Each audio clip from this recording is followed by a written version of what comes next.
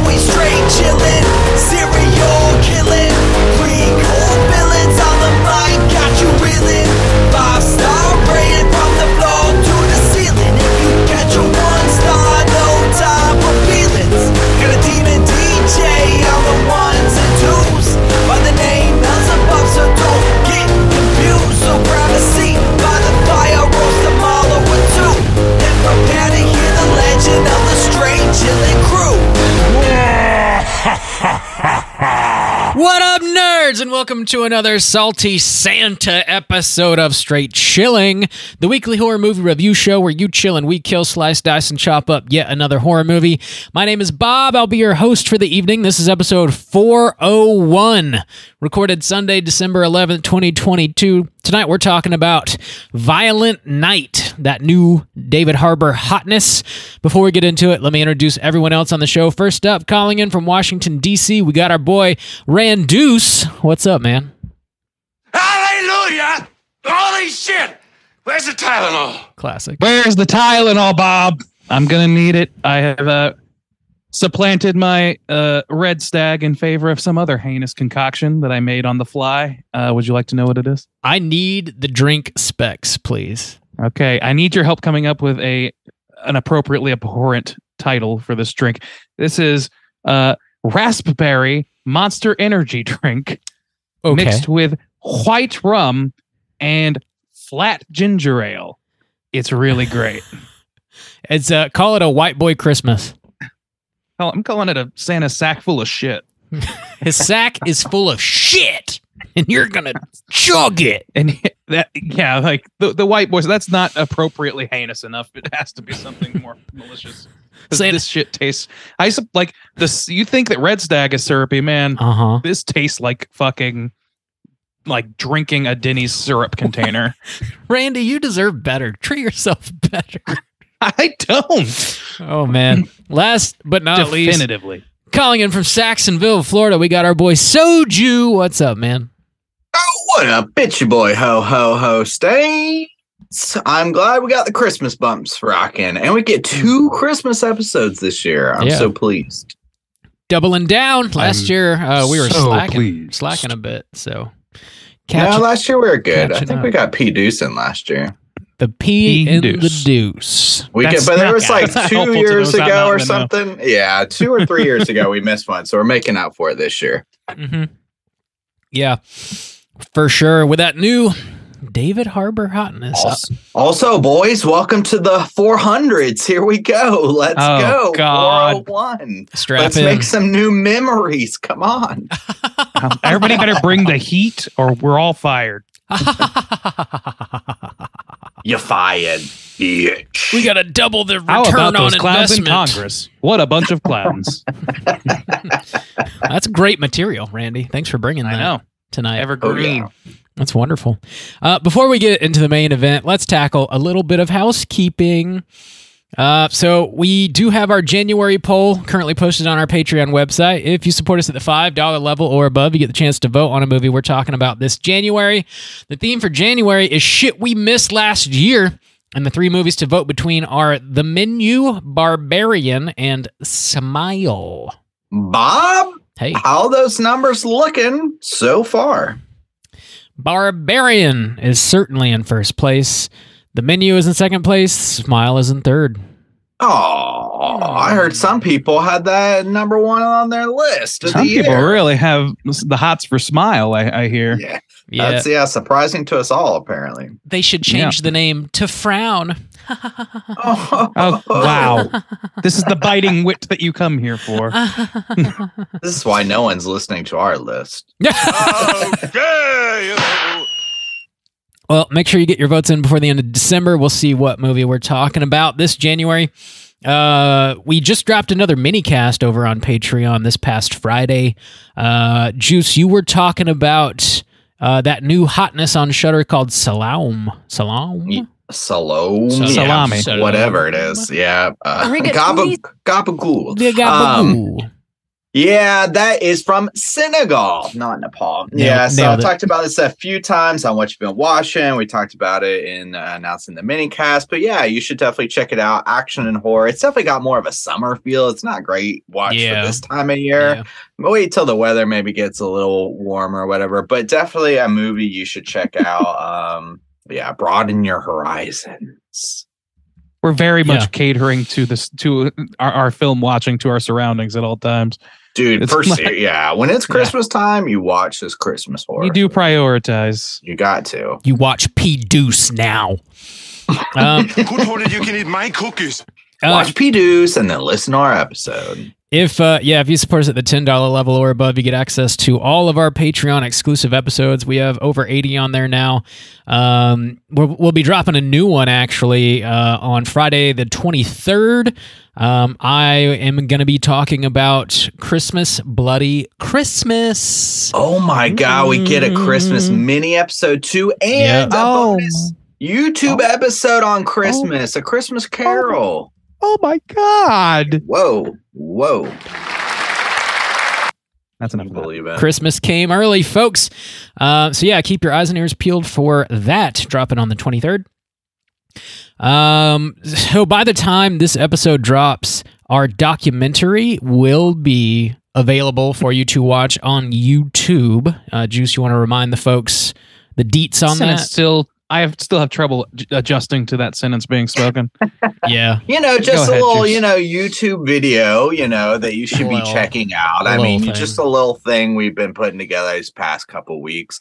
Yes, check it out. Solid 1 star. It is to accompany our 400th episode. We have been doing this for 8 years. I took it upon myself to make sure that people knew the straight chillin' history. You're going to get all the dirty deets on our documentary. Check it out on our YouTube page right now. Check it out. It is called... I'm solid 1 star. Did I not say the title? Solid 1 star, yeah. Yeah, it's up there. It's going to be pinned forever for the rest of our lives. You'll be able to find it. None of the details are going to change. Nothing if not consistent. Nope. Check that out. Slam it into your eyeballs. And we've got some outtakes and some bonus footage coming later on next year, too, from that. So... And Randy made a sweet new design for it. Maybe eventually down the road we'll convince him to allow us to put it on a T-shirt. We'll see. I mean, you can. I don't see the value of it. Yeah, that was a sweet new logo you made. Yeah. Well, kind of like a spin-off of the logo. It's a spin-off. Yeah. That's what it looks dope in the business. A play, but that might be a little too inside baseball. Oh my God, Randy, save it for when people are watching the documentary. Called an iteration, actually. Wow. Check that out on the YouTubes. Also, later on this week, Randy, you have a guest spot coming up on another show, don't you? I do. My buddy Mike over at Advent Calendar House invited me over to discuss one of his annual Christmas or twice a year, he does a run of about 12 episodes. I don't know what the proper terminology is, but he's invited me on to discuss a holiday episode in particular, a very Cutlip Christmas, the Wonder Years episode involving Coach Cutlip. I don't want to say more because, buddy, the spoilers in this fucking thing, let me tell you. No, I mean, it's pretty on the surface, but it's a great episode of a great show, and we're talking about it at the jolliest goddamn time of the year with somebody who's very knowledgeable about that. So excited for my appearance. It drops the same day as this episode, Wednesday. Advent Calendar House. Check it out. Nice. We got Christmas shit coming out of our ears, man. This is awesome. Yeah, you know what? The Simpsons need to do like they did Thanksgiving spinoff. They needed to like a Christmas Carol, Krampus, and something Silent else Night, so we can Deadly talk Night. about it. Yeah. Come on. That'd be dope. We got a couple other things coming later on this week, actually. So we're going to be doing a Joe Bob watch party Friday, December 16th. He's coming back to do a Christmas double feature. And that's going to start at 9 p.m. Eastern time on Friday the 16th.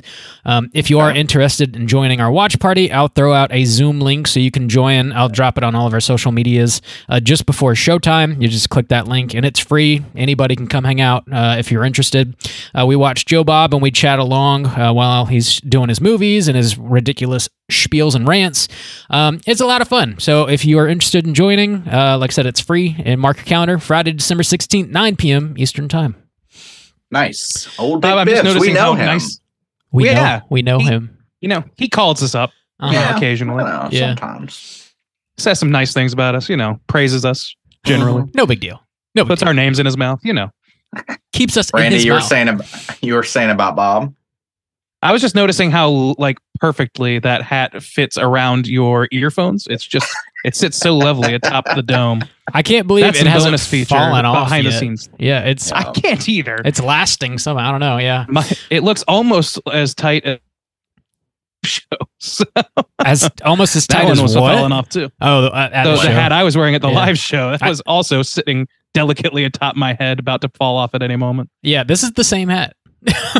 No, that was No, that's not the one I it's had. not. Was, the one plaid. Justin was wearing. I Plaid don't know red. what you guys wear. We do have one last little bit of housekeeping real quick to tackle. This is a big one. We are going to be reopening the You Pick the Flick tier Sunday, December 18th. Oh, that's in 18? 1 week. 1 week. That's yeah. so soon. Actually, that's in 6 days. Yeah. Get yourself a Christmas present. Get yourself a holiday gift. Treat yourself. If, while you can. Or get it for a friend. for a friend. Yeah, you can do that. The perfect gift. Make If, the Straight Chilling Crew talk about something. Oh my god. If Pick you're your friends' movies like you would pick their notes. If you're a new listener, you're wondering what the fuck the You Pick the Flick tier is, it's pretty self-explanatory. This is the only way you can outright pick a movie for us to review on the show. We open up this tier over on Patreon quarterly, and there's only 5 spots per quarter. They tend to go very quickly. And to try and even the playing field, we open up the tier at an undisclosed time of day. You just kind of have to check our Patreon site periodically throughout the day and see if it's open. If it is, go ahead and grab a spot. And like I said, there's only 5 that go quickly. That is going to be opening Sunday, December 18th. So it resets. So anybody that picked 2 movies this year and were unable to pick another one, it resets. It's open, free range, free for all. If you want to pick a flick, you can. So yeah, Nice. So mark if your you calendar. want that practical magic episode, Mhm. Boyd's wife, I know. If you want to you're pick after. Twister, you need to Byron's get on wife. it. Byron. If you want to do Byron's my Justin's practical. bidding, you just do whatever he fucking Says says. Mr. Godzilla 98 over here, okay? Hey, the people wanted to hear us talk about it. It's in the file now. That's all the housekeeping I got. Anything else you guys want to mention? Nah. Tight.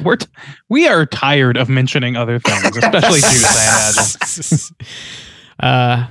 We do too many things, okay? This Me house too. is clean. This house is clean. All right, let's get into the main event. We're talking Violent Night, and we're kicking it off with the back of the box. What's on the back of the box?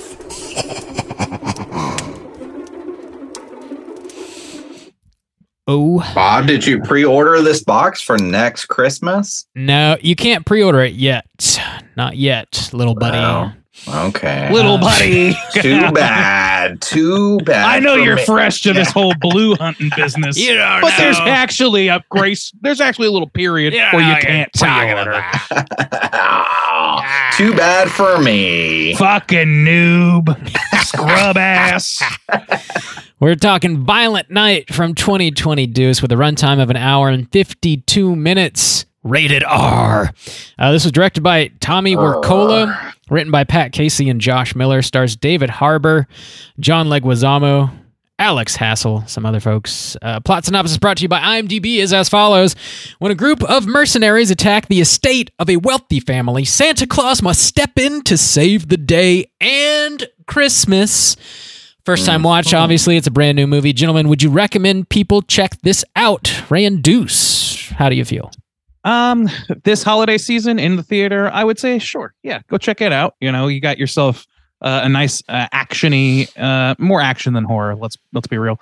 A genre film, action film based around Santa Claus. David Harbour is an excellent choice for Santa Claus. You'll probably have a decent time. Yeah, I'll leave it at that. Generally, sure, for this year. Right on. Juice, what about you? Yeah, I'd say it's a medium recommend. Definitely not a family watch, but if you're just looking for just kind of a fun time with a Christmas film in the theaters, you want to go with some buddies or not with children, then yeah, it's fun enough. Bob, would you recommend people check it out? Yeah, this is a recommend from me. It's good fun, I think. Got some comedy, got some gore, got some action. Definitely help get you in the holiday spirit. So yeah, check it out. It's fun shit. Sounds like a pretty decent recommendation from the Straight Chilling crew. Just get your asses out there and watch the fucking movie. Let's very aggressive stance at the end. Get your fucking ass to the fucking theater, you pieces of shit, and celebrate Christmas. Queen, you lint liquor. Get yourself in the holiday spirit, you motherfuckers. Let's go ahead and spoil the shit out of this movie.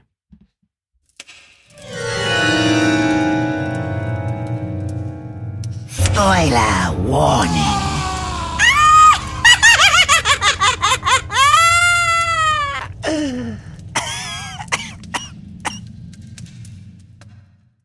Bob, we all saw this in the theater together, and I didn't see you writing a plot synopsis at the time. Do you have one? Yeah, I got it right here, sirs. All right, give it to me. I'm going to give it to you. Give it. The movie opens up, and we find Santa drinking heavily at a bar in Bristol, England, lamenting the fact that kids have lost their Christmas spirit. He then walks to the roof and takes flight in his sleigh, puking on the bartender's head as he leaves. We meet the Lightstone family shortly thereafter, consisting of Jason, his estranged wife, Linda, and their daughter, Trudy. They travel to Jason's mother's house. Her name is Gertrude. She has a giant fucking mansion. She's super rich. Jason's sister Alva is also there with her wannabe action star boyfriend by the name of Morgan Steele. And their son Bertrude is also there. Jason gives Trudy a walkie-talkie so she can call Santa and tell him what she wants for Christmas since he forgot to take her to the mall and see Santa. Santa enters the Lightstone house to deliver presents. The hired caterers then reveal themselves as being mercenaries led by a man they call Mr. Scrooge, who plan to rob Gertrude's vault. Santa fights off a mercenary whose gunfire scares off his reindeer. He then kills him and takes his radio, where he begins communicating with Trudy. Since she's on his nice list, he decides to rescue her from the mercenaries, who are all on the naughty list. We find out Gertrude stole $300 million from her company, and that's what's in the vault. Scrooge wants it. Oh my God. Trudy runs off and hides in the attic, where she keeps talking to Santa, and we find out Santa was a Viking warrior before becoming Santa Claus. Scrooge takes Santa hostage, who hates Christmas because his dad was laid off during the holiday season, which caused him to sneak into a house and steal some presents, scaring the elderly homeowner to death. So Santa then barely escapes through the chimney. Gertrude's security team, known as the Kill Squad, then arrives. Turns out they're also working for Scrooge and join the hunt for Santa. They successfully open the vault, which is empty. Jason Lightstone confesses he stole the money and planned to flee with his family. Santa finds a sledgehammer in the shed, brutally kills several bad guys. Trudy sets traps in the attic inspired by Home Alone. The remainder of the family is taken outside by Scrooge, where Jason shows him where he stashed the money. Santa ends up having a showdown with Scrooge at an old cabin. Scrooge gets the upper hand just before Santa grabs him, flies up the chimney, which rips Scrooge's body into shreds. Santa gets shot by a mercenary and dies, but is ultimately brought back to life by the family's Christmas spirit and belief in his jolly ass. The reindeer then return, and Santa flies off into the night to deliver presents with a renewed sense of Christmas cheer. Roll them credits. I'm having a hard time getting past the fact that you pronounce chimney like Israel Kamawike, the What a Wonderful World game. Up the chimney. Chimney top. Chimney. Chimney, boys. Before we get too deep into this, Juice, I have a quick question for you. Did you, by any chance, slyly snap photos of me watching this movie, a la Becky? I did not. I did not. I should have. No, I wish I did. Yeah. Well, all right. Fuck. I thought for sure I had you pegged on that one, but next I thought for sure we were all in the you. theater together for this one. Real hard. I know. I should have. I thought for sure I pegged you real hard, but I guess not. You know, it must have been just a dream. No, I didn't. But we shared some glances, which was fun. Like back in the day when we used to watch movies together. Yeah, remember one Friends? Of those, nothing needs to be said. Cracking up. Yeah. Yeah, that's a nice one. But no, I didn't snap any photos, unfortunately. Well, it's damn shame, Becky. I can't always be on. I know. Anyway, poor guy. Most of the time I'm turned on, but you know. So one thing that I kind of like about this is the inclusion, or a movie finally kind of giving some people a little bit of what they want, of spoofing a little bit of Home Alone, you know, of making these traps brutal and seeing people, you know, fall victim to them in a kind of horrific type of way. Yeah. I thought that was pretty smart, and actually something that they probably should have kind of upsold a little bit in the marketing, and maybe probably should have included a little bit more in the film, in my opinion. I don't know, man. Yeah, fine. Like, here's the thing. Like, yes, but also this movie, and this is both a credit and a disservice, in my opinion. Like, but most people, I think, will find it to be a credit. This movie does everything in its power to reference pretty much any popular Christmas movie it can in its entire runtime. Yeah. So it is trying. It has those Home Alone moments, and they are relatively truncated, but they also has a fuck ton of Die Hard in its DNA. So much goddamn Die Hard. Sure. It's got like so many of these Christmas movies are like that have come out since we were kids are what's being sort of played off of here in the plot line. Everything from like even like the Santa Claus and shit. There's all like little things all over the place in this. And so I think they kind of like crammed a lot of things in there at once. And the fact that they kept it as cohesive as it is pretty impressive for having done that. So I don't think that they could have really like pushed more Home Alone, maybe in the marketing, but other than that, like in the film itself, I don't know that I would have leaned too heavily on any one reference, because this movie is like just chock full of references. I only just now realized that Beverly D'Angelo is the fucking matriarch of this fucking family. Oh, you didn't realize that? I didn't. She looks so different, and I just I wasn't paying close attention to the credits. So that was really shocking to me, because I don't know if I've ever seen her not play a very warm maternal figure. Yeah, she's or at least have her classic blonde, you know.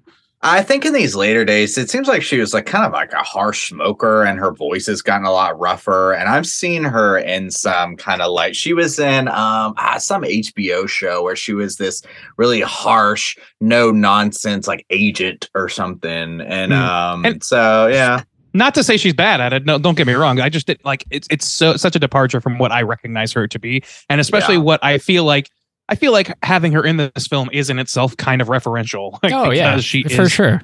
Like such a Christmas vacation fixture, and just vacation fixture in general. Yeah. So I mean, yeah, I just like those little things. They really stack up, and they either like hit you great or they start to get a little annoying. Which is kind of where I. It didn't bother me really, but I also something I read.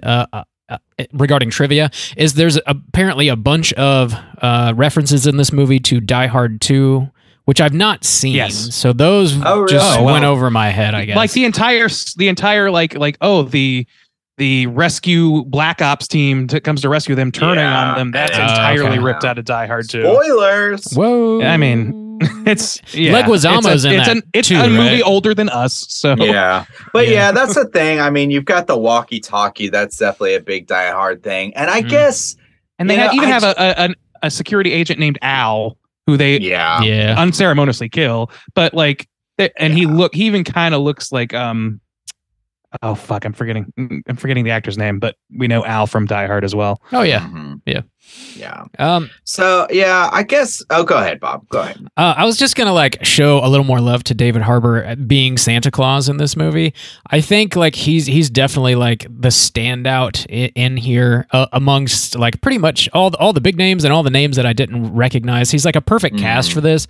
He's like big and hulking and imposing, and like you believe that he can like beat up on some of these other guys, but he's also like really good at selling the more like Christmas spirit, like endearing side of things where he's like trying to help out this little girl, and like, you know, towards the end of the movie where like they believe in him and he's like super stoked on it and stuff. But he can like sell both sides of it, as he does in Stranger Things. You know, the character's not wildly different than him in Stranger Things, other than he's like a supernatural being, you know. But he's a proven character actor for this kind of role. Yeah, like, for sure. It's pretty incredible casting, and it kind of makes some of the other casting, not even casting decisions, just some of the other writing for other characters fall kind of short. It seemed to me like there was like, at least amongst the family, quite a bit of like an attempt at what they did in Krampus with the, you know, like just like the uncomfortable thing. Like, it's like Krampus meets Succession in terms of family dynamics, except like the acting to me, or at least really the writing, just isn't really there to me. It doesn't really, everybody's just a little bit too shitty too often in ways that doesn't seem like they're being oblivious, or they're being oblivious to the point of like, you would have to put somebody like this in a mental institution. Like there's no reason that this person should like be in the middle of being held at gunpoint presenting his fucking film pitch to the matriarch of the family. That's fucking absurd. And like not in really a very funny way. It was groan worthy to me.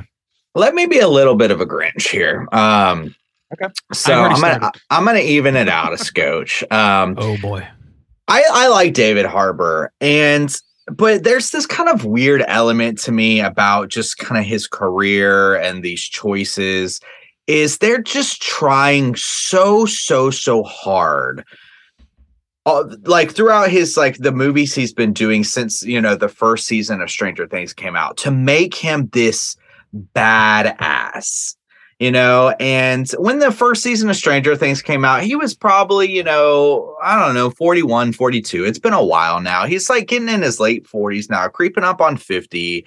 And to me, none of the movies outside of Stranger Things, you know, and he's just a regular cop in there. And in first season, kind of strung out and stuff.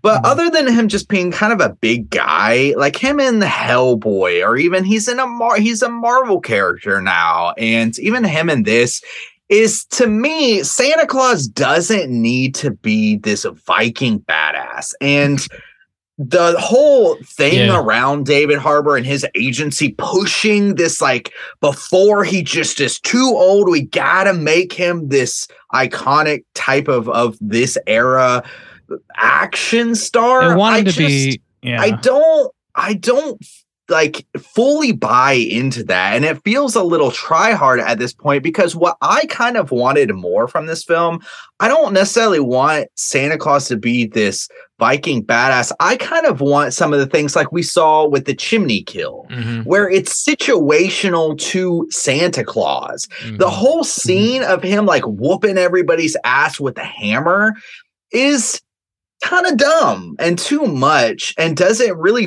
fit into any idea of Christmas or Santa Claus. They have to give him this backstory of like, oh, I've got this hammer called Skull Crusher, so that David Harbour can be this action star. And I just don't buy that, and I'm tired of them kind of pushing that narrative, honestly. I mean, that's fine, except like I'm perfectly fine with him playing what they're trying to position him as in the bulk of this movie and in a lot of those movies, which is the fucking John McClane or the Harrison Ford, the Indiana Jones quippy but capable guy who's like able to get out of tight scrapes and that sort of thing.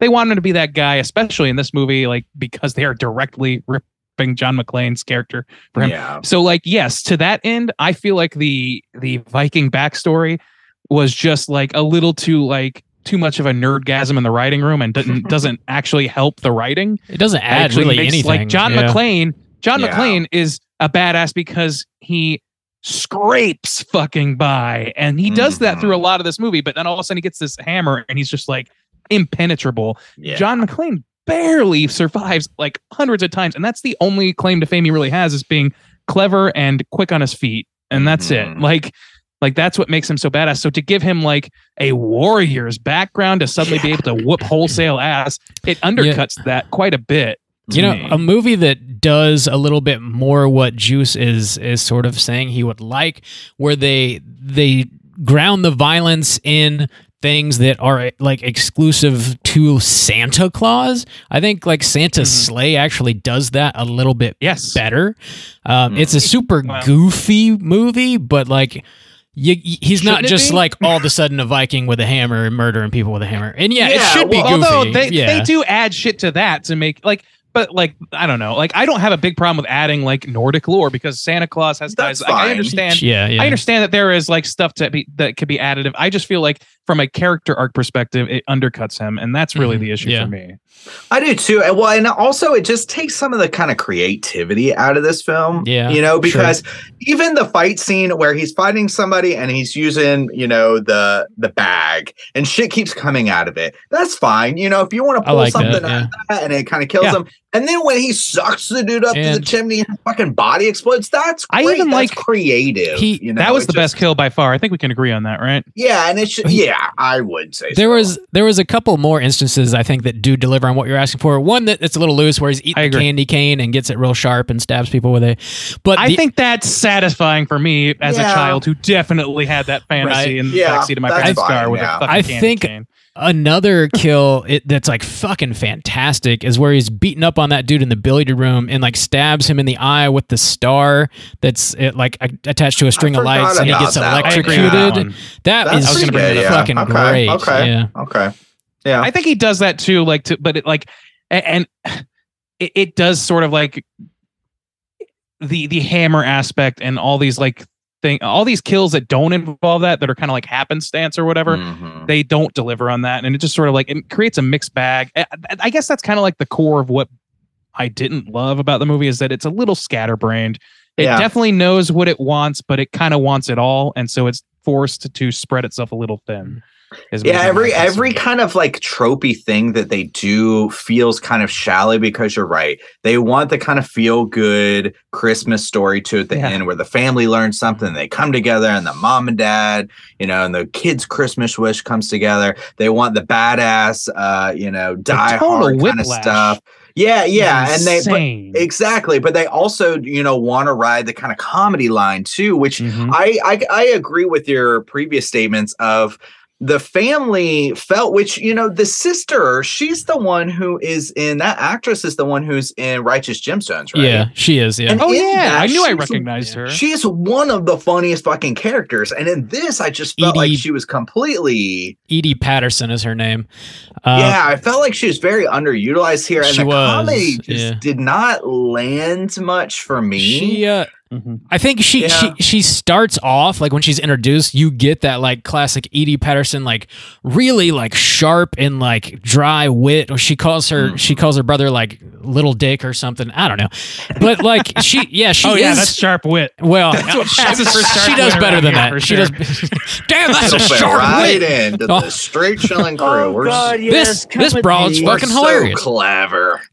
She is fucking hilarious though, but yeah, she's very underutilized. I think the vast majority of the family is underutilized with the exception of the little girl Trudy. I think she does a pretty damn good job, and of course she gets the most screen time because she has to.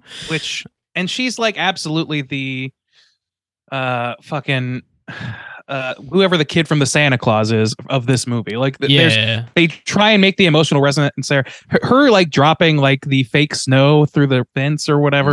Shit is just.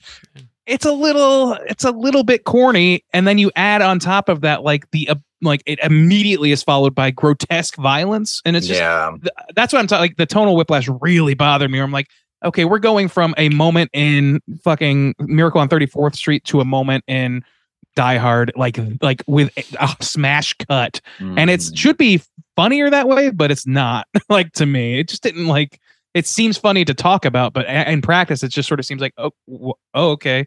So now we're shoving a dude down an icicle. Okay. Like it happens a number of times where I was like, man, that is wildly different than the last scene. Like somebody's scrotum gets shot or something at some point, and it's like immediately after like some sweet, kind moment between the characters that we're supposed to care about. I don't know, man. It just... Yeah, it's hard to blend. I wish it would just kind of pick a lane a little bit. Yeah, me too. I agree. It does. It feels like it picks like 3 or 4, but they're all kind of shallow, and they really just serve to be things to pull tropes from. Yeah. They're just like, okay, this is a few shades away from being. This is a few shades of sincerity away from being like a scary movie of Christmas movies. Like it really is. And if you were to remove any genuine attempts at affection between the characters, it could pass as just straight like parody / homage. Instead, it's sort of like homage of too many different things that we all kind of like coalesce, and they fall under the banner of Christmas. So I understand why, but it just doesn't really like the pieces don't quite fit together in a lot of cases for me. But overall, I respect the attempt to, though. I do think that like it's worthy, like a worthy attempt to make with a movie like this. This is the movie that you would want to do that in. You don't want to do that in like fucking, I don't know, a movie that like is actively like, you don't, if you press harder on the emotional gas, it would absolutely fall the fuck apart. It has to be silly enough, and it has trouble staying on that line, but I appreciate them trying to walk it, I guess that's what I'm trying to say. Yeah, the little girl brings it home for sure. Unfortunately, the rest of the family doesn't, specifically her mom and dad. Like, I don't really buy their relationship much. They just don't. No. The characters feel kind of cardboard largely outside of Trudy and Santa Claus. Even, and I hate to say this, even John Leguizamo, like I feel like he's totally phoning it in. I was looking forward to that. Yeah. You when you said that to me after the show, I was like, damn, dude, you kind of nailed it. Because like I was really looking forward to seeing him. Yeah, I like him like in a Hans Gruber role, essentially. Yeah. And it like they really kind of oversell his backstory, and he undersells his performance. In my opinion, he does. Like he's bored. Like he doesn't want to be there or something.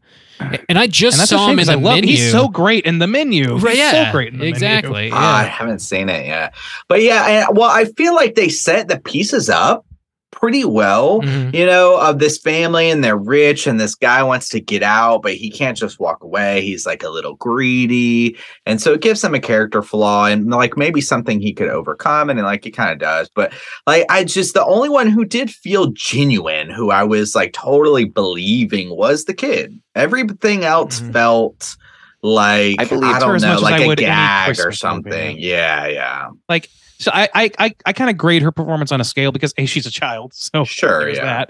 But also she's a child in a Christmas film, which, you know, the range of capability is wide, but the average is very low on terms of capability there.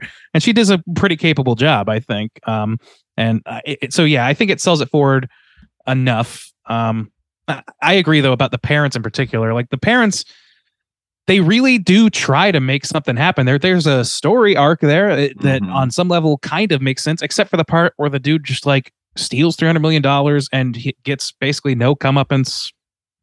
I don't know. Like it seemed like to me, I saw his turn. Like, I don't know about you guys. I feel like you probably saw his secret coming on some level.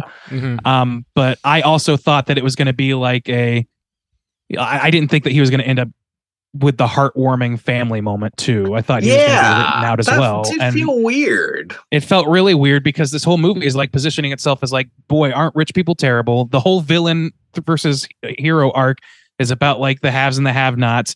And then sort of the haves kind of don't lose at all. Yeah, even in the end when they're like kind of burning some of the money, but then she's like, "Oh, we just burned $100,000." It's like it's $300 million, and it's stolen money that they're still rich without it, you know. And then it also doesn't do anything real. Like, oh, let's keep Santa Claus like warm. I don't know. It was just pretty. Yeah, exactly. And also, and which also underlines the, I think, not great decision to make Santa straight up immortal. Like, I don't know. I'm not a huge fan of that in this movie, just because like it's so much about him being an underdog, and so kind of fucks that up. Like if all it takes is a kid's tears. I kind of like that he doesn't know. Even him being like, I don't actually know how this works. So it's like if he's never been attacked before, you know. Oh, he has though, hasn't he? Didn't they? I thought they said he's like I've. Oh wait, you know what? I'm confusing it with Fat Man. They said it. That's fantastic. Which is why I do want to bring that up, because there's a similar story arc in that, but to some extent, Mr. Fashman. He's like, you think you're the first one to come after me? And it's like, okay, awesome. No wonder he's proficient with weaponry or whatever. But we don't the only thing we get from him is like a backstory of war and death or whatever, which sort of like, I guess, gives him a flaw to overcome, which is, I'm not actually a good guy or whatever. But it's not really that big. It doesn't tie into his, especially because he's been Santa Claus for hundreds you might have of years. paid your debt, dude. Yeah, I think he's. I don't know. I did like there's like a little bit of subtlety when we first see him like delivering presents to houses and stuff, and he like walks over to the cookie plate and he picks it up with like full pinky out, and he like very delicately takes a bite, and he's like, like what a fine year. Yeah, they put kind of his best moments in the trailer. Kind of, yeah. I hated, though, I will say, like, and this is where it comes down to the writing for me. Like the writing with like some of the gags just really fell flat for me. Like Comet shitting on the roof. Oh, you're so unprofessional. Like, that doesn't. Yeah, it's not great. That definitely seems like Sonic the Hedgehog Part 2 writing, and that makes sense Part with this director. I like that he like touches his nose and gives like a little wink, to fly up the chimney. I think that's a nice little classic Santa touch, Yeah, you don't see that trope that often anymore, which is I did like that too.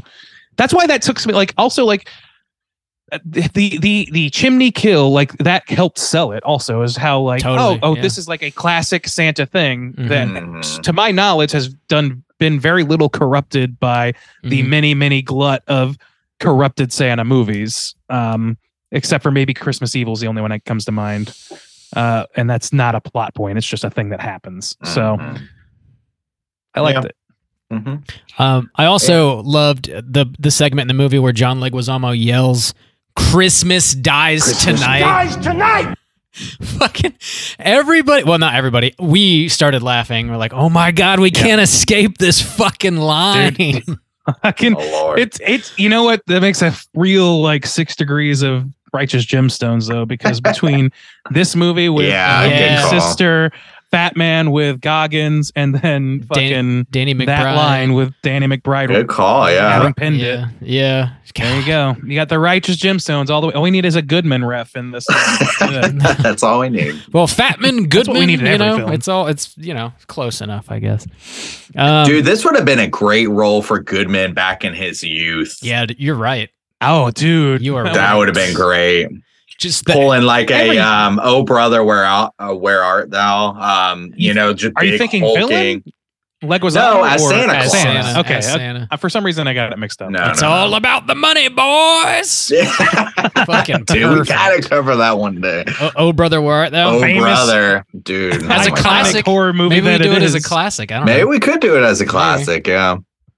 It's good. Oh God, yes, come with me. I watched it on the plane on the way home. It's so good.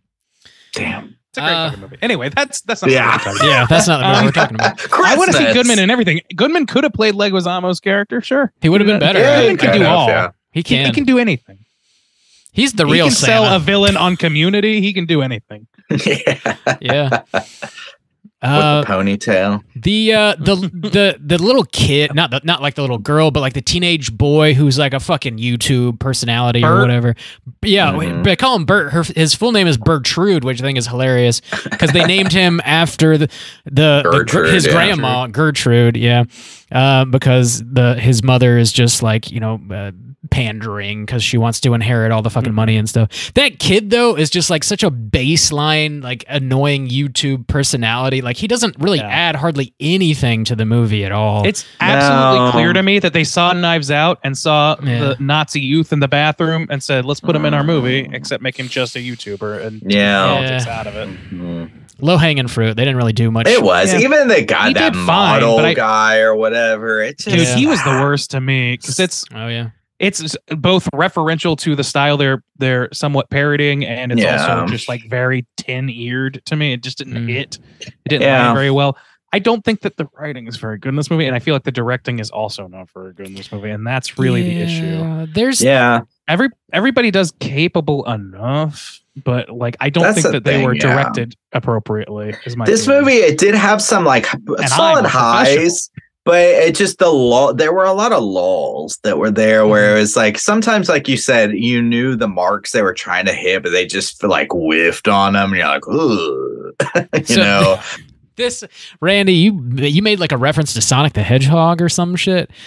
This was apparently written by the team responsible for Sonic the Hedgehog, by the way. That's why I brought that up. Oh, you knew that already. I'll shut the fuck up. All right. I know it's shocking when I know a thing. But Randy did some research. Prepared. I know. I looked into it. Well, did you probably do know this, but this is the same production company that put out Nobody, as well as Kate and Bullet Train most recently, which everybody loved that, apparently, with Brad Pitt. That I didn't know. Yeah. Oh, so action heavy. Are you being sarcastic? No. Comedic action. Oh, people really did like Bullet Train? Okay. Yeah. No, I've heard mixed reviews, but I don't know if that's representative or not.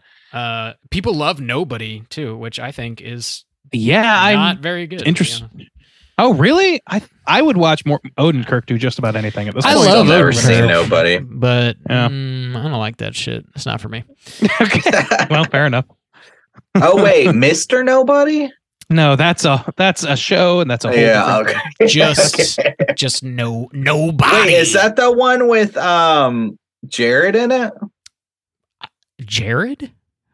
Jared from Subway? 30 Seconds to Mars. What's that guy's name? No, that's I know what you're talking about. That's a whole different movie too, and that's okay. There's a lot of Jared. nobodies. There is. I think that also might be called Mr. Nobody as well. It's called something Nobody. Yeah. What is? Okay, whatever. I don't know. That's okay. So there's a lot of other nobodies. Okay. Yeah. But yeah, Jared, the ultimately, Jesus Christ. That true crime doc is gonna shit the bed. Are they doing a Jared Leto documentary? No, I was talking about Jared from Subway. If they're doing a Miss Cleo documentary, oh my god, you're blowing my mind right now. A Miss Cleo documentary. Did you not know that? Did you know the title's going to be some terrible spinoff of a Footlong or some shit? Oh my god. 5 years for a footlong. Oh my god. 6 inches to freedom. Fucking hell. Fucking hate dude. it. That's so fucked up. Welcome to 400, boys. Tonight. Christmas dice tonight. Oh man, the wheels are really coming off on 401. Add it to the supercut. Oh my god. No, but I forgot what we were even talking about.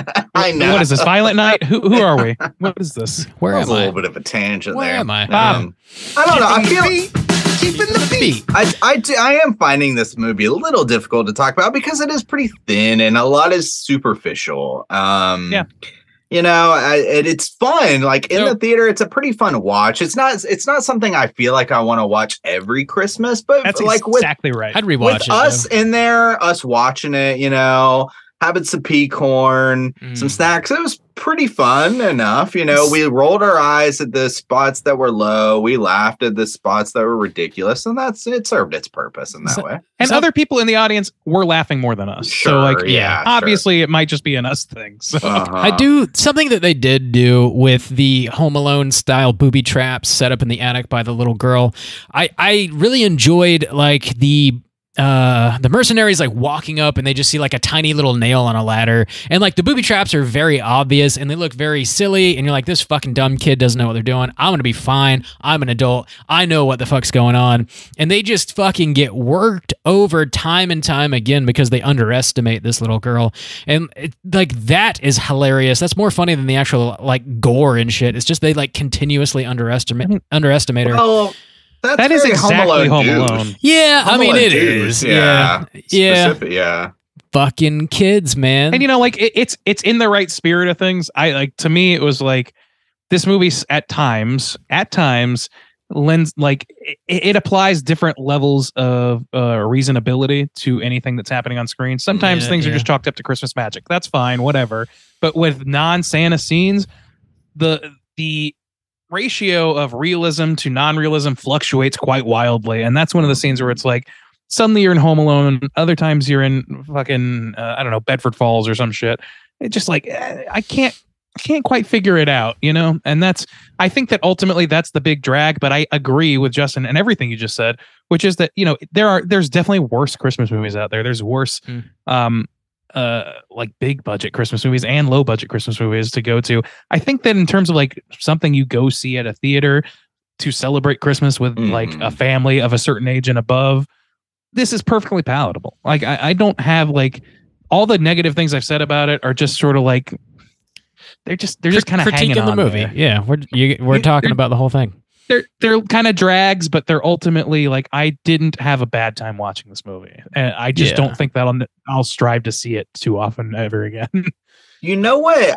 This thought just popped into my mind. I actually think this probably would have been a pretty fun addition to kind of pull some of these things together, maybe a little bit.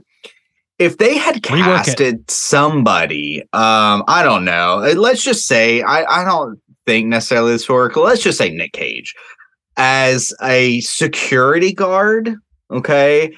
And they cut some of the family portions out, and they cut the idea of like Santa Claus being this badass or whatever. It's just Santa Claus.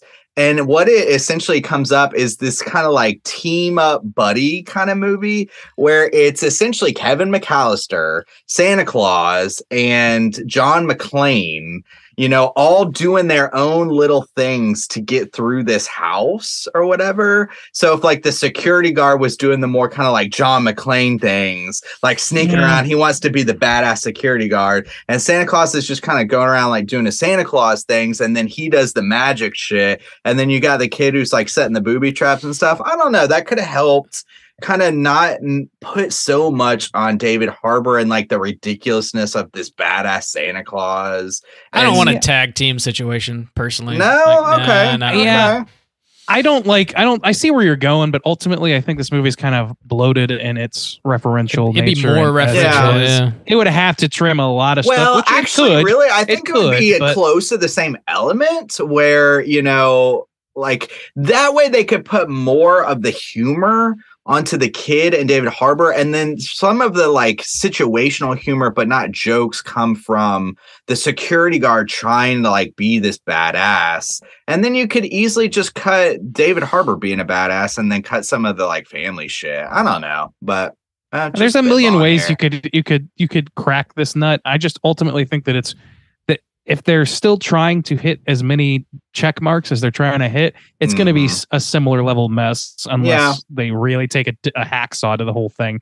I really think that it could have benefited from being either way more silly, way the fuck more silly, or just trimming back on what it's trying to do and sort of like focusing on a couple of strong references. Like if your goal is to make, you know, a definitive, this is Die Hard, but definitely a Christmas movie, so nobody's ever going to fucking argue about it ever again. I would respect that impulse, by the way.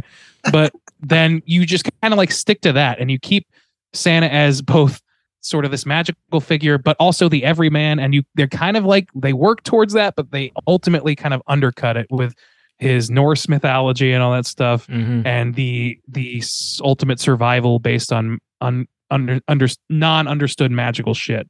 So like if you could have like just really committed to that character role and put David Harbour in that role that you hired him to do, then I think that's what helps this movie out more than anything else. When we first see him in the movie, he is legit Billy Bob Thornton as Bad Santa drinking at a bar talking shit. And then by the end of the movie, he's fucking Thor with a hammer. Is what he is. So there is kind of a weird evolution to his character there. I buy it well enough, though. It could have been done better. I think they ramp it up. Bad Santa, Billy Bob shit is more interesting, of course. But I think ultimately, if Leguizamo would have like amped up a little bit more and like kind of really leaned in, and like if maybe they had done a little more like comedy, so like made it a little funnier, and then like nailed the family, like the heart, the core of the movie with like the mom and dad. Maybe they actually have to, I don't know, sacrifice fucking anything to save their daughter. You know, like there's just nothing really there other than like the dad's, man, I sure do miss my family because I'm, you know, a self-centered asshole. And then he does nothing and then gets his family back at the end of the movie. And that's about it. He believes in Santa, I guess. But the worst people in this movie are the exact same terrible people at the end. And they get the benefit of, you know, the magic of Christmas saving their asses, which granted, none of them should have been killed like they were going to be. They just had to create like worse people to make them being terrible people seem not so bad.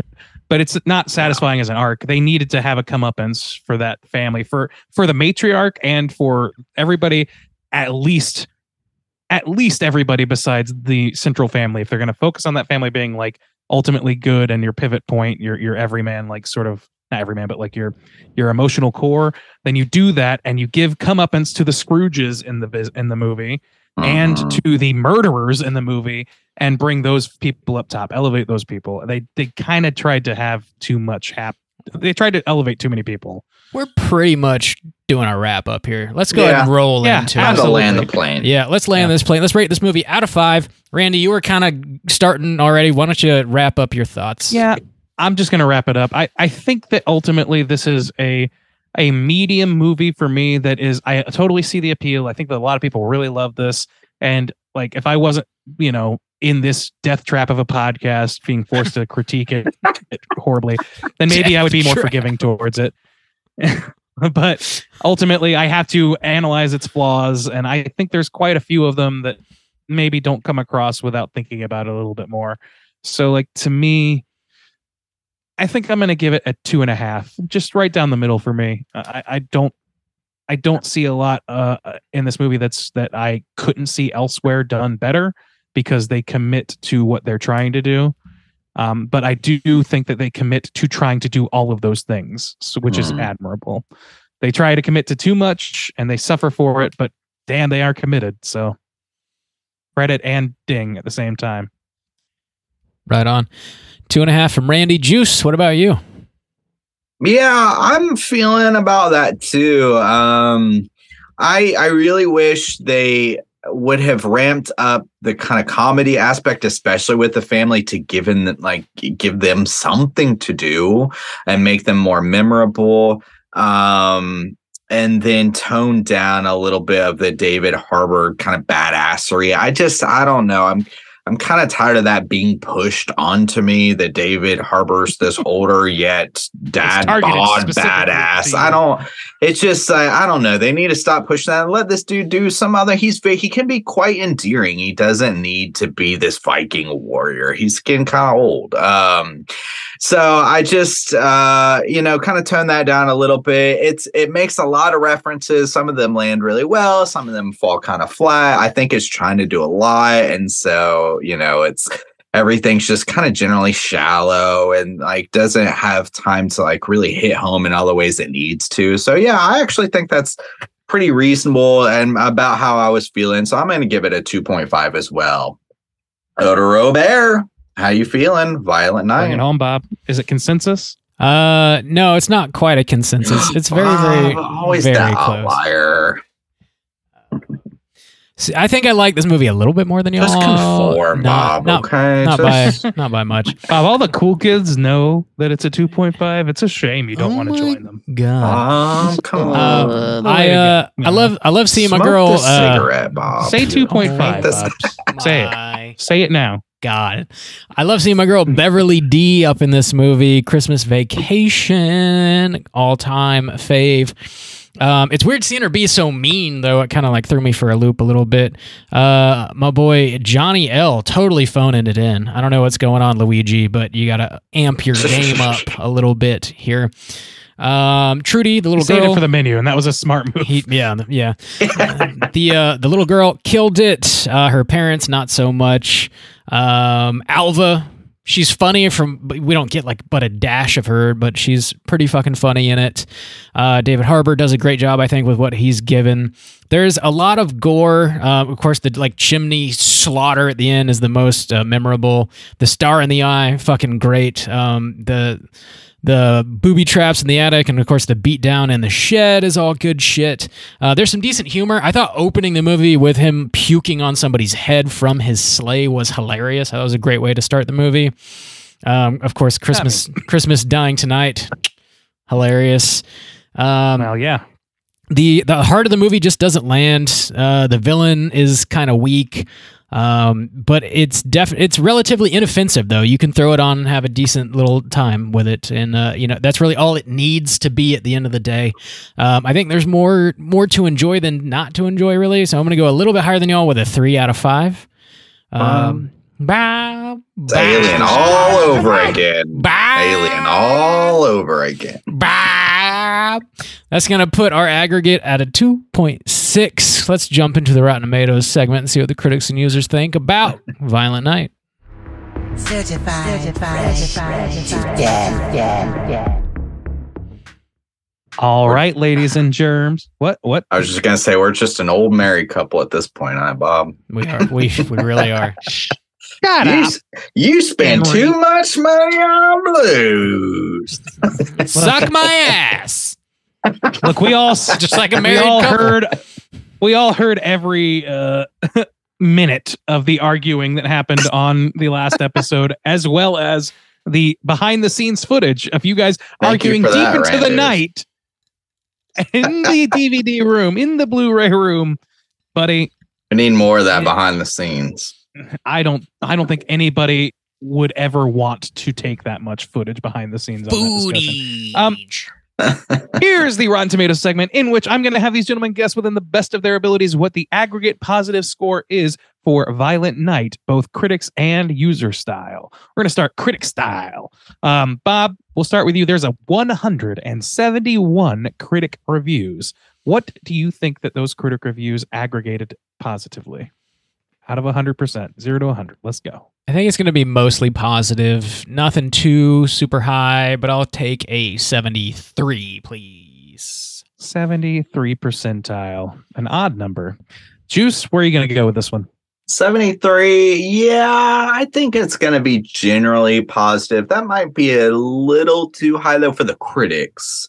So I'll drop it. I'll give me the 69, Randy. 69, dudes! Thank you. Well, this is unfucking precedented. We have a dead center tie. I was in the planet at this time.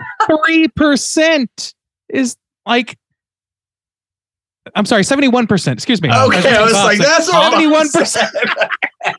I was like, I won. It wouldn't be Yeah, I my was like, segment if no. it didn't get fucked up somehow. Holy shit. Yeah, no. damn. 71% dead center of both your Hell scores. yeah. So I guess we get a hell yeah. Hell yeah. Skeet. Skeet. We got a winner. Maybe if we say Hell's Yeet. How about that? Let's not game out the No. hell situation. Juice, we're going to start you off with the audience score. There's 1,000 plus verified ratings from the audience. Where do you think the audience lands on this one? I think this one's going to be higher. Well, 71. I think it's going to be close. But I will take my score higher and I will say 75. I think a lot of people dug on this. All right, 75. Bob, how about you? Yeah, I think it probably is going to be higher than the critics. Juicy said 75. Mm-hmm. I'm going to go 77. 77. Okay, interesting.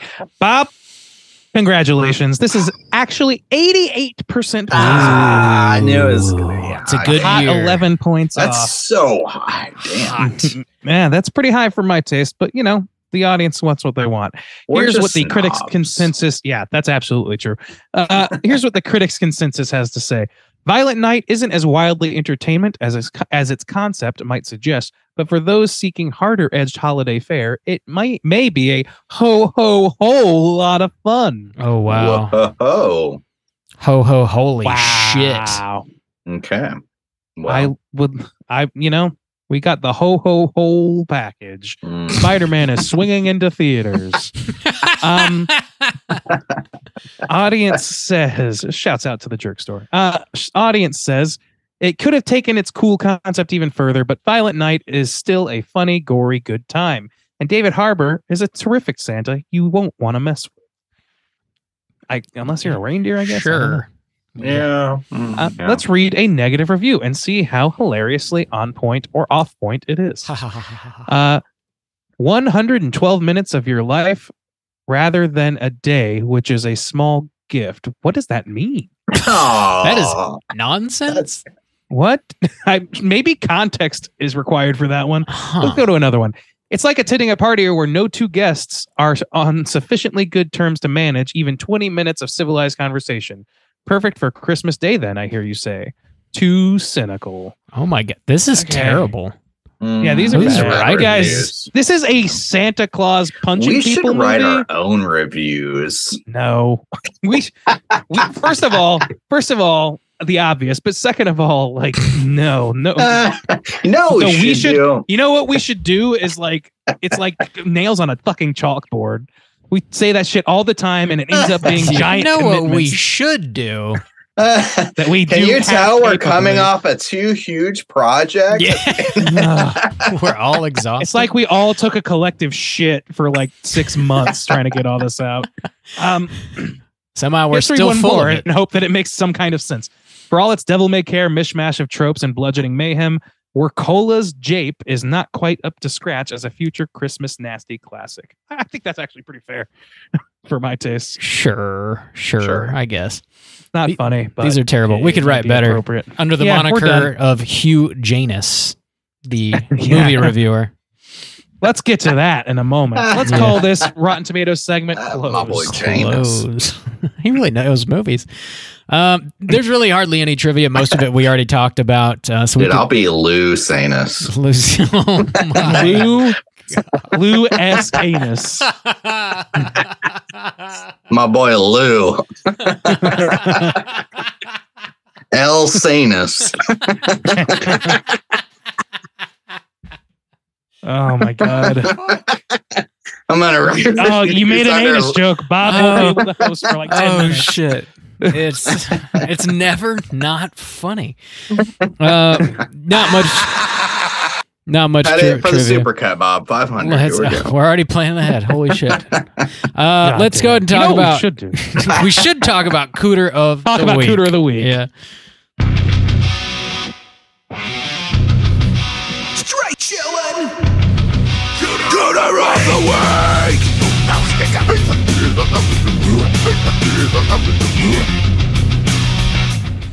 What about like Ty Sanus? Juice, what's a Cooter and why do we hunt him? Cooter's character type and a straight chillin' exclusive. Cooter must hit 3 of these 5 points to be considered Cooter, but we want the Cooter with the most points. The 5 points of Cooterdom are my boy Tidy Anus. IT Anus. The 5 points of Cooterdom are sexual deviance, manipulation, smug arrogance. There goes the hat. Overall looking attire and overall patheticness. Boys, who is our Cooter of the Week? That's a tough call. There's a lot of like red shirts in this that they kind of position as fucking cootery. We didn't even mention the person we are told outright is a sociopath who wants to like. I don't even know what his deal was. He just wanted to kill people. That's literally it. No. I'm not talking about Leguizamo. I'm talking about like Krampus. I think the white dude. Oh yeah. No, didn't they give him like a really good like gingerbread or peanut butter or some shit? I don't know. I think it was Krampus, but it doesn't matter. Yeah, I gotcha. He like they try and make him stand out, and he just kind of doesn't. Nah, that dude felt pretty flat. He was like. It's tough for me to even like. Go ahead. Oh yeah, I was just gonna say he seemed to get like really excited about hurting people. Yeah. That's all he was there to do is be like, oh, you're the sociopath. But it was Leguizamo who's like, let's nut crack somebody's ball sack. And that was the giant probably the biggest cracker. Oh yeah, that was weird. That was weird. I don't know. We don't know much about most of these people, really. It might be kind of hard to pick. There's too many honest. characters to like really. Yeah. Yeah, maybe. I mean, maybe we could pick the guy who is the actor who's in the family because he's pretty pathetic. He's definitely pathetic. He's pathetic. He bails on everybody else. And which, but also he's very manipulative. He's obviously like sucking up to get this woman's money. Yeah, we know that because they tell us like everything. Sure. Yeah. It's not very subtle. Also, he's just kind of very arrogant. I would say he's very arrogant because he's like gifting the gift that he gives is his screenplay or some bullshit. So I think that hits 3 on Cooter Light, and he's wearing like some kind of like crazy blue Was it a blue leisure suit? It wasn't like bright blue. No, I don't think so. It wasn't a leisure suit. He was wearing kind of a blazer situation. Okay. He was a beastly bulging man, though. Okay. Well, the plates were from not Kansas. that bulging. Yeah. So I don't know. I think he's Cooter light. Probably the closest thing we got, I would say. Yeah, he might be I mean, he did like his patheticness is definitely the highest mark for him because he does a full scale like cowardly runaway and arrogance with his like I'm good looking, I'm an actor. So I think he's solid, Cooter. Yeah, I think he's an alright Cooter. I just as soon give it to him because I don't really want to parse the 100 other characters that definitely hit. To have nothing going on. There's no standout. But nothing really substantive. So Let's go to that guy. Morgan Steele is the Cooter of the week. There you go. All right, we got him. That's good enough for me. Gentlemen, let's chill the fuck out. Talk about what we've been watching this week. Hey gang, what you been watching? Juice, why don't you kick us off? What you been watching? All right, dude. I've been watching so much because we skipped last week because it was our 400. So here's some things. I finished Wednesday.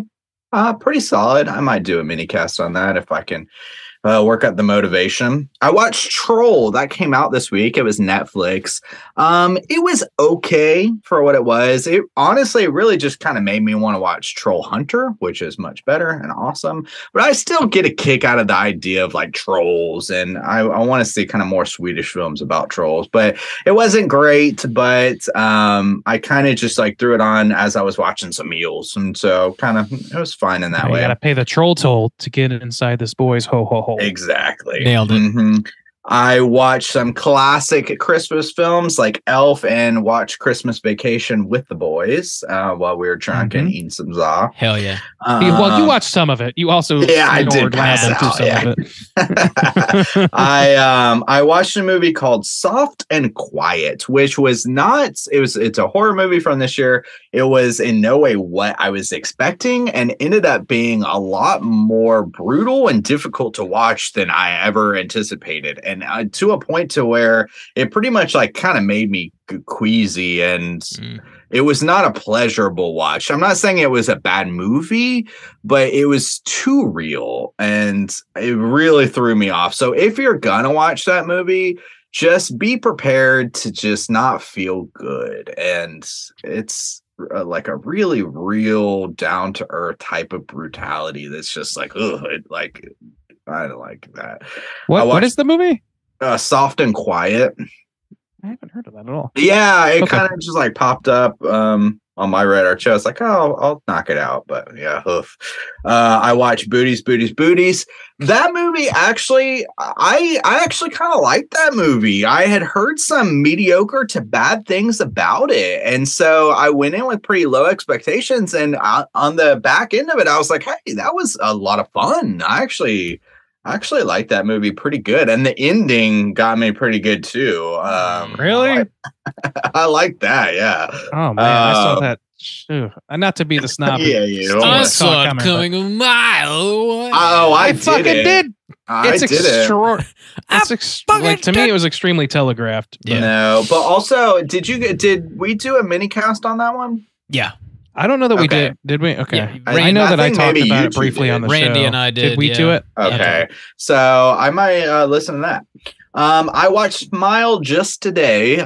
It was I think it's probably a pretty good watch for people just getting into horror. It made me think of watching things when I was like 15 and stuff, Yeah. It really but it stole from a lot of stuff. It used some really bad tropes for its storytelling, and overall it's just like mediocre to kind of plain. Not crazy about that one. I watched a movie on Shudder that just dropped this week called A Wounded Fawn, and don't watch that movie. It started off so strong. Like the first 20 minutes, I was pretty into it, and like it's got a pretty decent aesthetic and location. Kind of reminded me a little bit of Fresh, and it just, the longer it went, the worse it got. It took the worst turns that I couldn't have even imagined it possibly taking. Not good. And then finally, I watched Twister with my family. My parents, specifically my dad, love Twister. And so they like threw it on, and I was like, I hadn't seen it in a while. I grew up with it, and it was a lot of fun to watch. Fucking Seymour Hoffman, and it's just it was a lot of fun. It's definitely not the season for it. But, yeah, but it was fun. And I was then telling my parents, I was like, we're gonna watch this movie. We'll cover it on the cast at some point. So they're prepared now. They're ready. Maybe soon. Yeah, maybe soon. Maybe after this you pick, Maybe. So that's all I've been watching. Bo Bear, what you been watching, my guy? Ooh. A lot of shit, man. I've been watching season 2 of White Lotus on HBO. The season finale starts in about 30 minutes here. Whenever we wrap up, I'm going to go slam that into my eyeballs. It's a great show. If you haven't seen it, the 2 seasons are sort of standalone. They both take place at big fancy resorts called the White Lotus. The first one takes place in Hawaii. The second one takes place in Italy. And it's just about these people going on vacation, and all these crazy different things happen to them. And stuff just sort of, it's very funny. It's very much a drama. It's got some action and like some kind of horrific shit that happens too. And it's just like these people on vacation and shit goes down. It's good. The acting is incredible. I definitely recommend checking that out. Christmas Vacation with y'all, of course. I also, Christmas Bloody Christmas, I watched that. Light recommend. Like I said, I got a mini cast with all my thoughts coming here in a week and a half. Watch Jingle All the Way, which is just fucking fantastic. If you haven't seen that, Arnold Schwarzenegger, fun for the whole family. Your wife's cookies are out of this world. Precisely. Your boy Sinbad is in it. It's fantastic. I watched Bones and All in the movie theater. So this is the latest from the dude that did the Suspiria remake in 2018. Oh shit! Okay, I didn't realize that. Yeah, and it's a cannibal movie. It's also very much a sort of coming of age young love story at its core.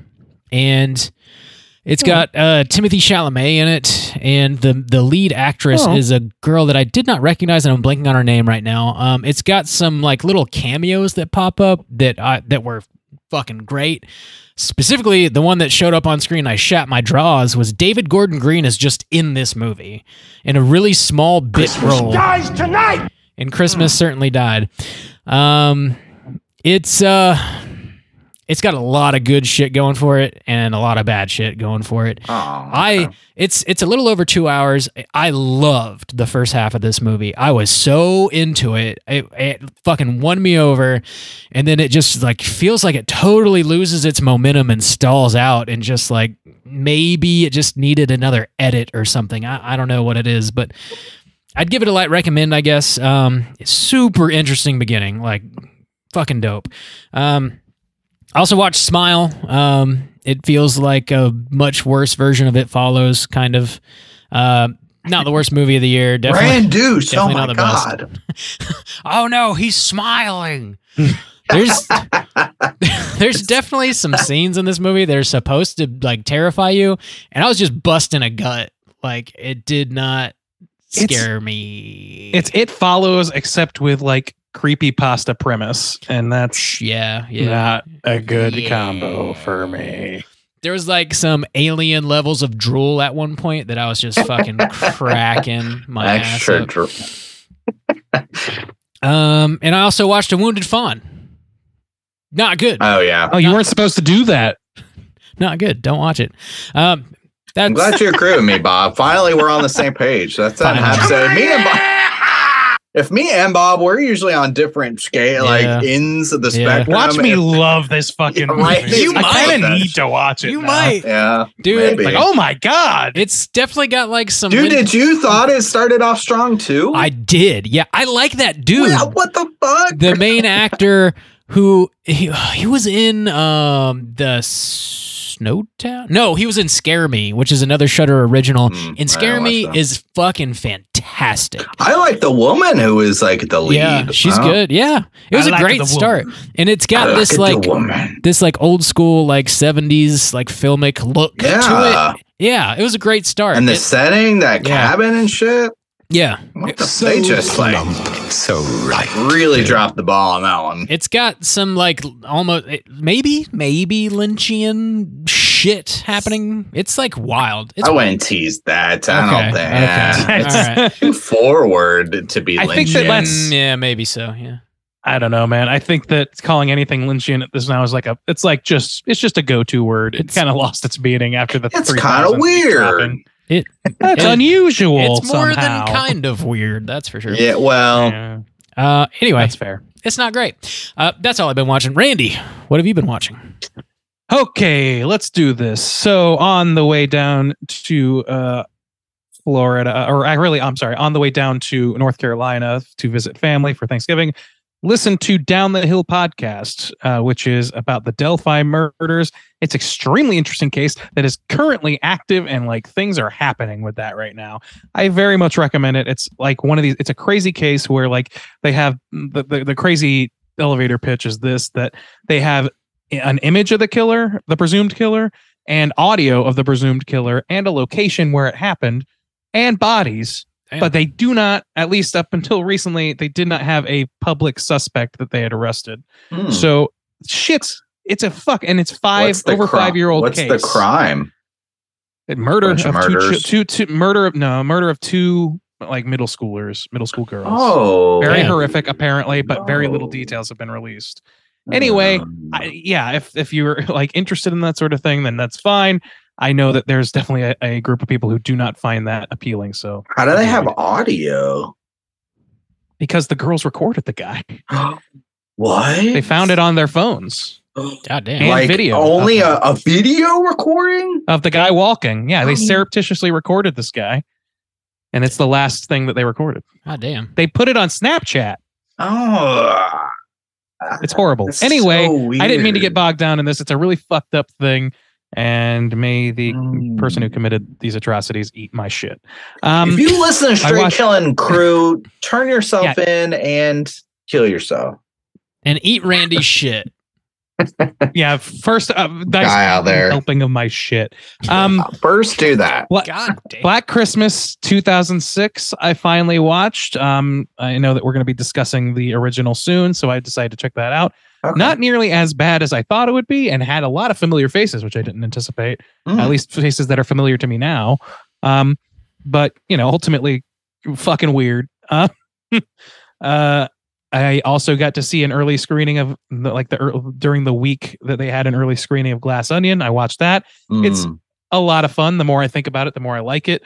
I don't think it'll ever sort of replace the absolute surprise smash that was Knives Out. Yeah. But it was a lot of fucking fun. And suffice it to say that there's some the ultimate revelations made some striking correlations to current events for me. And it's not like in a way that's like hyper political, I wouldn't say, but buddy, those connections are there to draw, and it's kind of fucking hilarious for doing that. I also watched Fat Man, which to me was like the partner of our movie tonight, Violent Night, because it's again like a very violent version of Santa Claus. It's got Walter Goggins and the much maligned Mel Gibson, who I normally wouldn't, give a time of day, but we watched it and I was very surprised with how much I liked the take they had on Santa as just sort of like this beleaguered, put upon like civil servant almost. I don't know. I know that there's been similar things in the past, but the way they depicted it to me was it felt fresh, even if it wasn't entirely fresh. I did love the Goggins character quite a bit. So yeah, I liked it a little bit better than this Violent Night movie. Mel Gibson is Santa Claus. Yeah, he is. He's the Fat Man. Mr. Fat it's Man. not the best movie in the world, but it was better than I anticipated. So I'll give it that. I gotta be quicker now. Randy, his name is Walton Goggins. That's all. Please continue. What did I say? Walter? Walter. Yeah. Okay, yeah, Walton Goggins. Sorry about that. Christmas Evil, rewatch that. That fucking movie rules. Yeah, it does. It gets better every time I watch it, I think. Mythic Quest I started watching, and I'm still not 100% sure I like that show or not, but I like parts of it. So I'm sticking with it for a little bit longer. I don't know if you guys know that one, Rob McElhenney, and it's an Apple TV original, so probably not that many people have seen it. But I think it's it's a reasonably good comedy. I think it's just not. I'm not sure about it. I'm not 100%. Did you finish Severance? No, I'm still trying. I'm like, it's tough to wrangle me and Becky at the same time, and we're trying to do that together. I watched at Alamo. They had a dual feature called season 2 Dismember, I want to say. That was 2 horror Christmas films. The first was Do Not Open Till Christmas, the recent Vinegar Syndrome release, which, buddy, was fucking sloggy as shit, and which I can understand why it fell into the video nasty craze of the era. It's a BBC, or not BBC. Oh my god, it's a UK British production, and it was definitely a video nasty, which is why it was lost for, I guess, a number of years. It's not my favorite, but it was worth watching, I think, as somebody who's interested in that sort of thing. And the other was Night of the Comet, which I unfortunately started at Bob's but did not get to finish before having to leave town, and I got to finish it. And I really liked that movie. It's also not the most Christmassy movie of all time by any means, but it is an interesting movie that I think falls at a very specific point in time for 80s horror. It's got like Mary Warnov's in it for some reason. Like, just like, it's got there's a lot of chopping mall crossover in that. Let's see. I also watched the Guardians of the Galaxy holiday special, and I'm sorry to be this guy, I did not like it. I thought it was very, very chintzy and not that funny. All the jokes did not land for me. Blue ass. Oh wow! I watched it too. I'm so glad that we can hate together. Okay, it didn't blow me away, but I didn't think it blew ass. But yeah. I know that they were trying to go for like a Star Wars holiday special pastiche sort of. Yeah, but it kind of gets lost in the MCU-ness of it all, and it just doesn't. And like the referential Kevin Bacon shit, I don't know, man. It just didn't make me laugh at all. Layers of Fear 2, I've been playing through that. I don't know if I really fucking like that game. I don't really like the repetitive chases. I remember if I played happening. 2. Maybe one is incredible. I loved one's one. good. And 2, I thought it's not that terribly different, but there's like a key difference in that there's like a consistent thing that will show up in multiple levels and kind of chase you around, and you can die. And I don't. Oh, I don't think I did that. And then I just started. I played about half an hour of a game called What Remains of Edith Finch, which is a critical darling of some capacity. That came out on Switch, and I used my rewards points from Nintendo to buy it for free. And so far, it's quite fucking engaging. It's pretty morose little tale so far, and I'm enjoying it. So that's it. That's the end of the list. I'm done. All right, sweet. Well, we have one last segment to go, boys. Let's get into our Hotline Screams. Hotline Scream.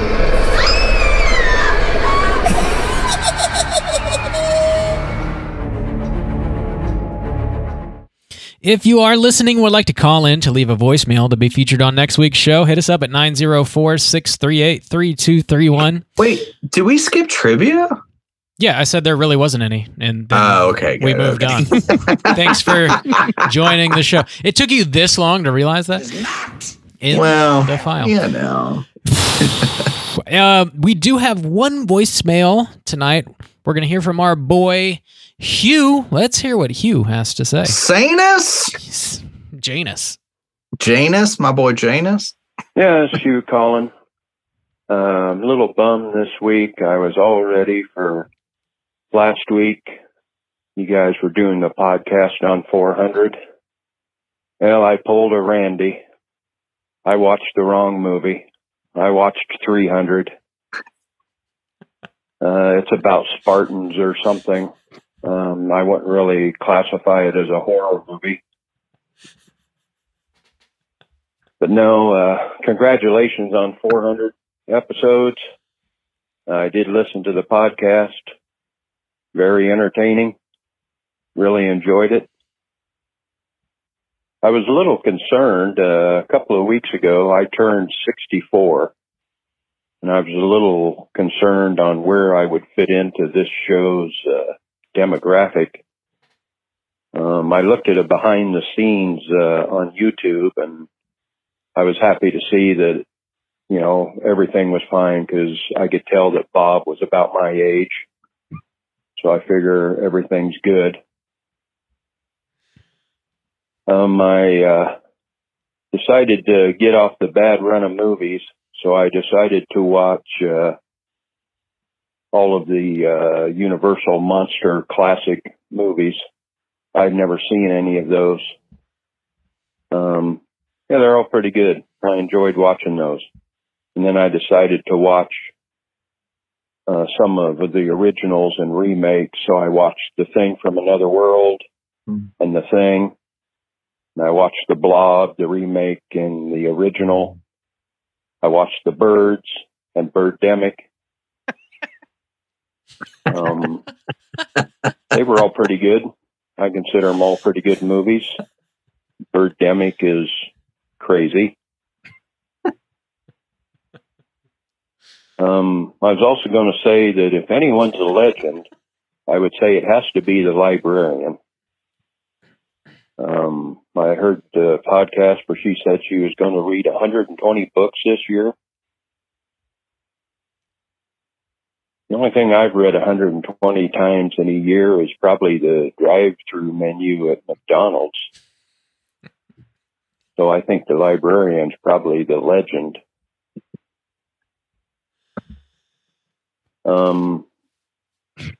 Like I said, enjoyed the 400 show. I hope to be around when you hit 800. But like I said, just turning 64, another 8 years or so, I'll be 72. So it's probably 50 or 50 shot that I'll still be around. That's the end of the recording. Damn, Janus. Hey, man. Happy belated birthday to you. I hope you had a really, really happy birthday, man. For real. And also, that's a fuck ton of horror movies. And also, I don't know, man. Like, that's it. It seems like I welcome you calling in anytime you want to try out your new Tight 3 stand-up Dude, comedy. Right? He's just doing fucking stand-up. That shit was great. Just joke. I would love joke. if that's the turn the voicemail segment takes from here on out. Also, he's listened to like all our episodes this year. That's a fuck ton. That's a lot. That's a lot of listening. It is. Yeah. Yeah. Well, thanks for the support, man, and thank you very much for calling in and making us laugh. That was great. Yeah. And actually, that's a good thing. The librarian needs to call in a couple weeks and let us know the update. Yeah. Yeah, the total update book on count. how many books. Mm-hmm. I think for episode 500, if we end up doing another live show, we should have Hugh open for us with like just a 20-minute stand-up bit. You know, we'll fly him in from wherever and we'll just have him open us. Fucking perfect. Bob, you know how hard it is for somebody your age to get away. Come on. Hey, these hips definitely don't lie because they're both blown the fuck out. Let me tell you. We got a wide gap between me and Bob. Between these cheeks. One might actually call Predator Bob a groomer if you had such an inclination. Oh, It's really fucked up and incorrect. God damn. 6 inches to freedom. The Predator Bob story. Fucking hell, dude. That's the next documentary I'm producing. A huge anus Productions. Loose anus production. I could see Bob now just prowling the streets, seeing a young Soju Stains looking nubile and just going, Hey, want to go get some jujubes with me? Fuck no. a- Give me some good shit. Drippy Sanus Productions. You coming your way. help me get some ice cream then. Help you me know. get some Yeah, ice They're cream. talking a my guy right. language. Yeah. Treat a child right, apparently. Thanks for calling, Hugh. Jesus Christ. It's always good to hear from you, man. Again, if you guys are listening and want to call and leave a voicemail for next week's show, hit us up at 904-638-3231. Jill Mangs, do you have prompts you want to throw out for next week's show? give us your favorite Christmas list? horrors. Oh. I would love to know. Also, Christmas that's list. really- What's on your Christmas list? What do you True want that. from What do you Santa want? Claus? A straight shilling shirt, a mug, perhaps. I mean, we're not. You want to touch Justin's face? That's How much free. would you? That's free. Justin will just show We've up been at down your this house road before. and you just stroke his face away, clean off, Mhm. just face off style, Clean just off. Damn, Bob. forehead to chin. my face. You take it right off. I want to take his face. Okay, Predator Bob. Come on now. Jesus. Purely and simply evil. Evil. Yeah, what do you want for Christmas? Let us know. It's right around the corner. Yeah, that does it this week here at Straight Chilling. We'll be back next week with a brand new show, as always. We're going to be talking about the winner of the December poll pick, which was Black Christmas from 1974, the original Black Christmas. Slam that into your eyeballs. Get ready for next week's show. Until then, please rate, review, and subscribe to us on iTunes. Follow us on Twitter at STR8_chilling. On Instagram at Straight Chilling Podcast. Did I already say that one? I don't know. It's all the same. It's just Straight Chilling Podcast everywhere. I know you're an aging gentleman, Bob, but try and keep it together. It's all the same. If you write us a letter at 69 dudes with the big huge anuses. If you leave a stone tablet in my temple, I will respond as promptly as I can. Sure. Nail it to the church wall. Somebody will read it. Church door, whatever. If you do want to join in on our daily Slack channel conversations, hit us up on one of our social media outlets. Say that you want to do so, and I'll send you a link. We had a few new additions here recently. Our squad is growing, and it's lovely to have you all. Hopefully, you're enjoying the community. Yeah, that does it this week. Until next week, as always, all you mother truckers, please keep chilling. Christmas dies tonight!